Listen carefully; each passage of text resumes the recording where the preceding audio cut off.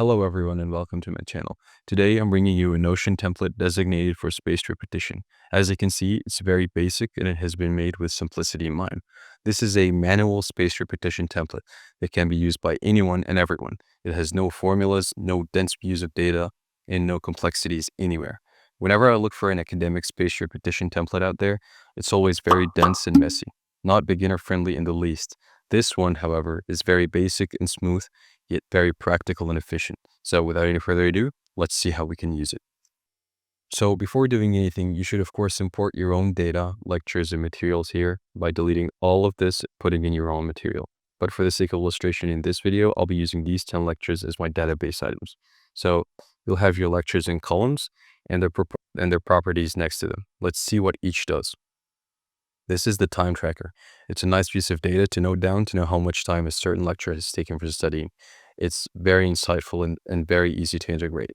Due date is the date on which a lecture has been studied. So if I finish the lecture today, I said it's due date to today. I said it's due date to today. Fuck! I said it's due date to today and set its status to done instead of not yet started. Then there are dates of R1, which is the first revision, and then R2, which is the second revision, as well as a checkbox for each to denote whether or not that lecture has been revised. As I said, I wanted this template to be as practical, flexible, and beginner-friendly as possible, so the spacing is manual. Let's see what all of that means down here. Let's say that I just finished studying this psychiatry lecture. Let's say that it took me 45 minutes, so that's what I'll write here, and I finished it today. So I'll change its status to done, as well as set the due date to today. Let's say this was an exceptionally hard lecture. So I'll set the date of the first revision to be within only 3 days. And then the second revision to be within 2 weeks.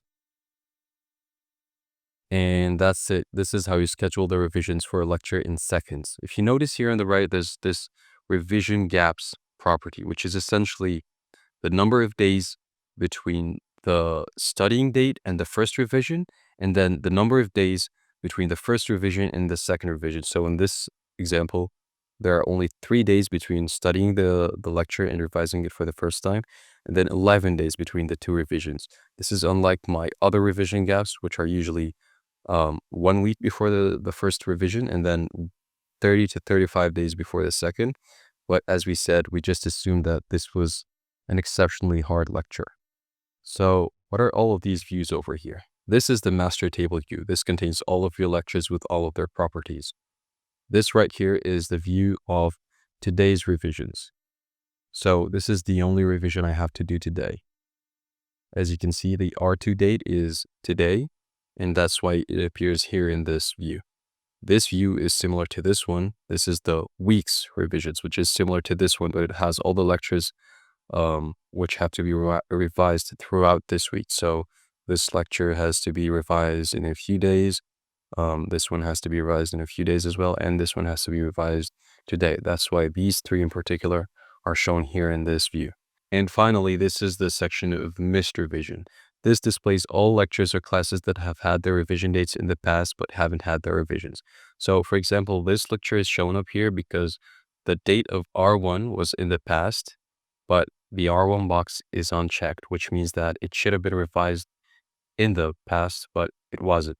So assuming I revise this lecture right now and I check this box, as in I have done the first revision, it's going to disappear from this. Because again, this view only shows lectures which have had their revisions missed. Same goes here. This is the R2 of another lecture. It was supposed to be revised 4 days ago, last Wednesday. And it wasn't, as illustrated by this unchecked checkbox. So assuming I revise it now and click on this checkbox, it should disappear. And with that, I should have no missed lectures. Now, if we scroll down here, you'll see a calendar view. This shows the exact same lectures and materials from this database, but in a calendar view, so you have more of a bird's eye view of your upcoming or missed schedule.